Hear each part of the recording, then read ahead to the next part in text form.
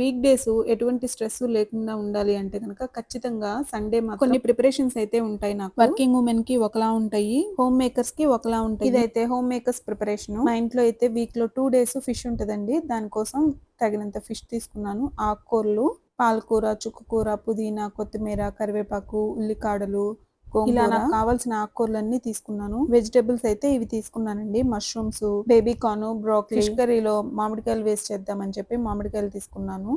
ఇక వంకాయలు, దొండకాయలు, బంగాళదుంపలు, పిల్లలకి స్నాక్స్ లా పెట్టడానికి చిలకడ దుంపలు, కార్న్ తీసుకున్నాను. ఇక బీట్రూట్, క్యారెట్ అయితే కామన్. ఆల్రెడీ 2-3 వెజిటేబుల్స్ ఫ్రిడ్జ్ లో ఉన్నాయి. ఇక వీటిని ఇలా సెగ్రిగేట్ చేసుకొని కవర్ లో అయితే పెట్టాను. ఆకుకూరలు అయితే సేమ్ డేనే క్లీన్ చేస్తాను, కానీ నాకు వేరే పని ఉంది ఈ రోజు. అందుకోసం అని చెప్పి ఆకుకూరల క్లీనింగ్ నెక్స్ట్ డే కి ప్లాన్ చేసుకున్నాను. ఫ్రిడ్జ్ లో పెట్టనవసరం లేనివి అయితే బుట్టలో పెట్టేశాను. ఫిష్ అయితే సండే, వెన్స్డే చేస్తాను. దానికోసం సెపరేట్ చేసేసాను. ఫ్రిడ్జ్ లో పెట్టుకోవడానికి ప్లాస్టిక్ కవర్స్, ప్లాస్టిక్ బాక్సెస్ కాకుండా వేరేవేమన్నా ఉంటే కనుక సజెస్ట్ చేయరా అండి, నేను ట్రై చేయాలనుకుంటున్నాను. ఈ వీడియో నచ్చితే లైక్, షేర్ అండ్ సబ్స్క్రైబ్.